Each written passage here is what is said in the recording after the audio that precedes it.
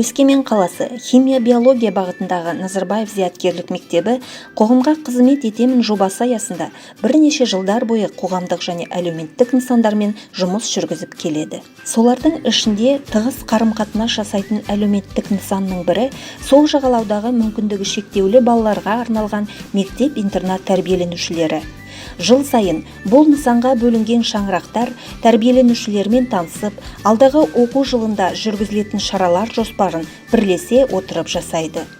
Биылғы оқу жылында аталмыш нысанның балаларына шаңырақтардың спорт жетекшілері дене шынықтыру пәнінің мұғалімдерімен бірлесе отырып, мектептің тренажер залында денсаулыққа аса қажетті жаттығулар түрлерін үйретіп, ондағы құрылғылар арқылы дене сымбатын түзеудің қыр-сырымен бөлісті. Артынан оқушылар командаларға бөлініп, көңілді мәре ойынын ойнады. Сайысқа белсене араласқан балалар мен жеңген команда мүшелері мектептің арнайы мадақтама қағазымен марапатталды. Жоғарғы және орта буын тәрбиеленушілермен жыл көлемінде айына бір рет мектеп психологтары және кураторлардың ұйымдастыруымен «Менің үйім», «Қасқыр мен балташы», «Сенім толқыны», «Мен саған сенемін» сынды тренингтер өткізіліп, мүмкіндігі шектеулі балалар мен оқушылар арасындағы достық қарым-қатынасты нығайту әрекеттері жүзеге асып отырады. Бұдан бөлек, жауапты шаңырақ кураторлардың ұйымдастыруымен көңілді бекет, сиқырлы қалпақ, кемеде сияқты белсенді ойындармен қатар танымдық зияткерлік ойындар да өткізіледі. Бұл шараларға қатысу барысында мектеп-интернаттың тәрбиеленушілері мен мектеп оқушылардың арасында ынтымақтастық қарым-қатынас орнап, бір-бірлерімен жақын танысып, алдағы жұмыстардың сапалы өтуіне мүмкіндік туды. Ұлы Абайдың 175 жылдығына орай мектеп кітапханасында Абайды оқы таңырқа тақырыбында шара өткізіліп, оған сол жағалаудағы мектеп-интернаттың ортаңғы буын тәрбиеленушілерінен 20 бала шақырылды. Шаңырақ оқушылары Абай туралы қойылым қойып, Абай әндерін орындады.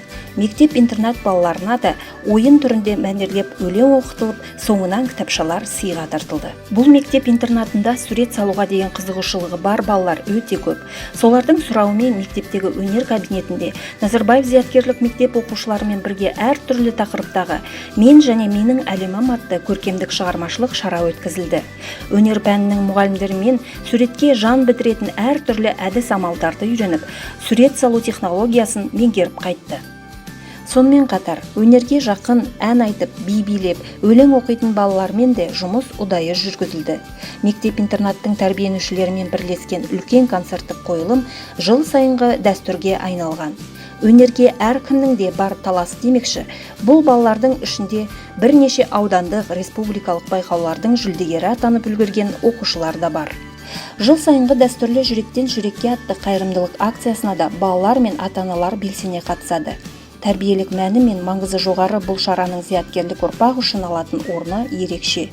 Сарыарқа шаңырағының оқушылары мен ата-аналары сол жағалаудағы мектеп-интернаттың тәрбиеленушісі Генкель Николайға денсаулық жағдайына байланысты маңызды тексеруден өтуге қаржылай көмек көрсетті.